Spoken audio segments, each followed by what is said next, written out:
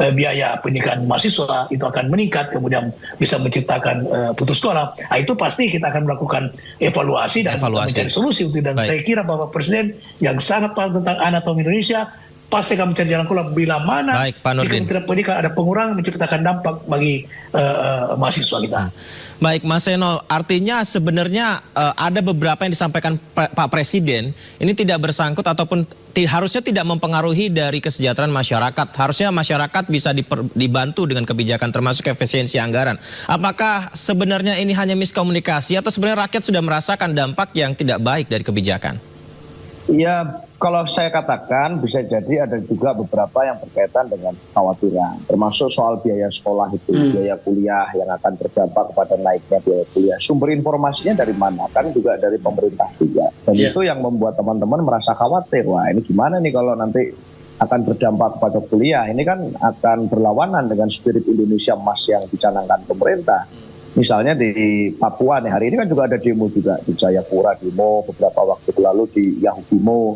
Dan yang disuarakan itu adalah berkaitan dengan kenapa sih daripada makan bergizi gratis itu kenapa kok nggak sekolah gratis saja itu yang diprioritaskan oleh pemerintah, yang itu sebenarnya lebih krusial. Nah, kritikan-kritikan semacam itu kan sebenarnya suatu hal yang baik juga, itu suatu hal yang suatu hal yang konstruktif menurut saya dan bisa jadi perbaikan untuk ke depan. Dan artinya saya yakin lah Pak Prabowo juga akan menerima itu dengan baik, kritikan-kritikan yang disampaikan oleh kawan-kawan mahasiswa. Ini kan bukan sesuatu yang menolak efisiensi anggaran yang nggak penting.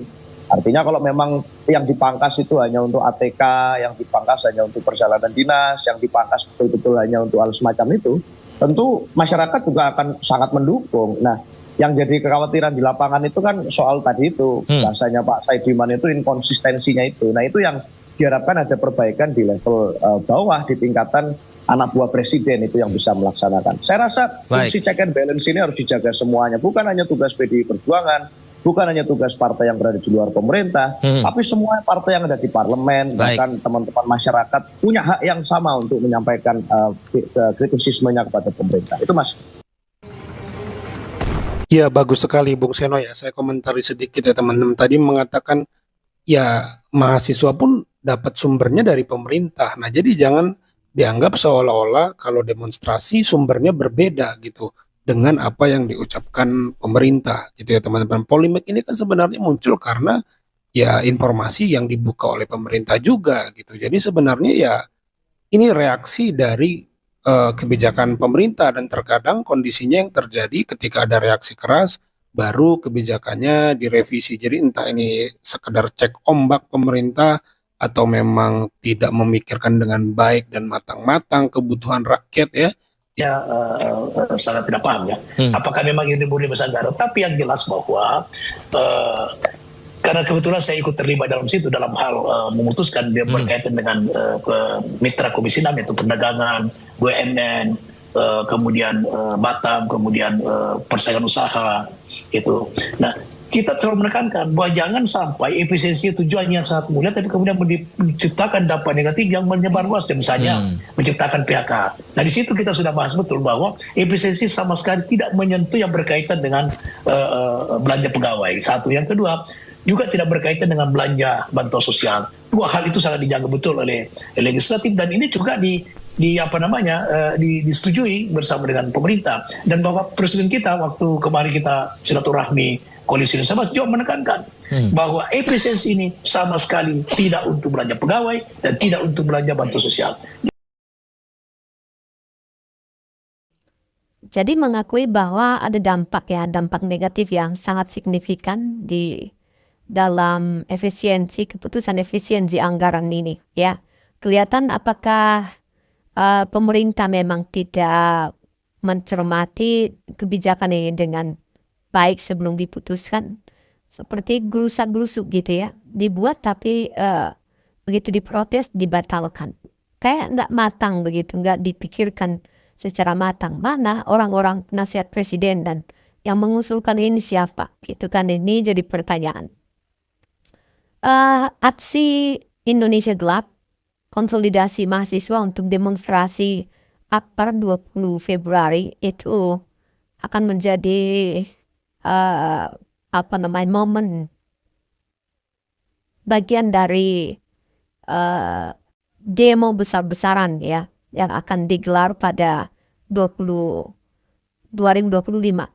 Nah, kalau kita perhatikan ya, demo ini sudah berlangsung dari kemarin dan sampai saat ini BEM ya gelar puncak demo Indonesia Gelap 20 Februari di Jakarta. Badan Eksekutif Mahasiswa seluruh Indonesia akan kembali menggelar demo Indonesia Gelap. Puncak demo itu akan digelar berpusat di Jakarta. BEM sesuai surat instruksi telah kami keluarkan akan ada aksi terpusat di Jakarta pada hari Kamis untuk menanggapi aksi-aksi sebelumnya. Poin-poin tuntutan kita yang tidak direspon pihak pemerintah, kita akan sampaikan lagi. Herianto mengatakan aksi demo pada 20 Februari nanti menjadi puncak aksi demonstrasi Indonesia Gelap. Peserta aksi dari luar Jakarta juga akan hadir dalam demo tersebut.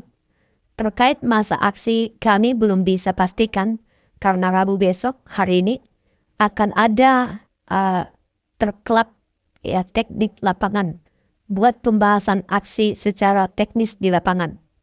Dia menyebutkan aksi demo Indonesia Gelap pada hari ini 20 Februari 2025 menjadi puncak kemarahan kelompok mahasiswa setelah sejumlah tuntutan mereka pada demo hari-hari sebelumnya belum digubris pemerintah. Itu akan menjadi puncak kemarahan mahasiswa ketika belum ada tanggapan terkait poin-poin tuntutan kita kemarin. Aksi demo Indonesia Gelap sebelumnya telah digelar di kawasan Patung Kuda, Jakarta Pusat pada Senin 17 Februari 2025. Ada 13 tuntutan yang dibacakan masa aksi. Tuntutan itu dibacakan Bagas Wisnu selaku Koordinator Humas UPNVC bergerak atau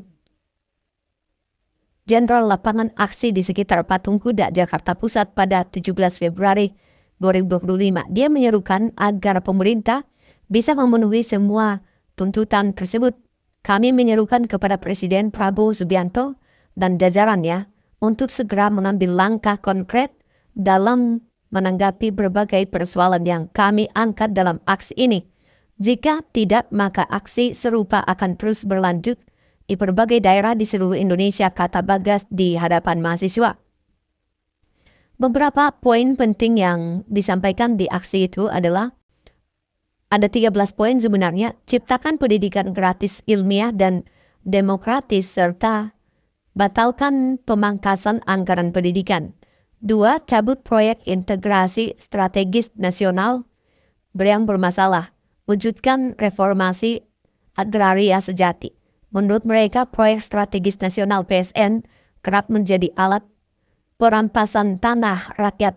Kami menuntut pencabutan PSN yang tidak berpihak pada rakyat dan mendorong pelaksanaan reforma agraria sejati. Kemudian 3. Tolak revisi Undang-Undang Minerba. Revisi Undang-Undang Minerba hanya menjadi alat pembungkaman bagi rezim untuk kampus-kampus dan lingkungan akademik ketika bersuara secara kritik. 4.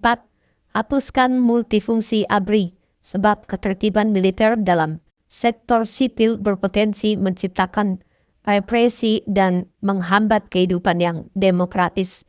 5. Sahkan rancangan undang-undang masyarakat adat. Masyarakat adat membutuhkan perlindungan hukum yang jelas atas tanah dan kebudayaan mereka. Cabut instruksi Presiden nomor 1 tahun 2025 yang dinilai sebagai ancaman terhadap bagian-bagian yang justru menjadi kepentingan rakyat seperti pendidikan dan kesehatan. Kemudian evaluasi program makan bergizi gratis. Kemudian realisasikan anggaran tunjangan kinerja dosen. Kemudian desak Prabowo Subianto untuk mengeluarkan peraturan pemerintah pengganti undang-undang perampasan aset dan seterusnya. Ya,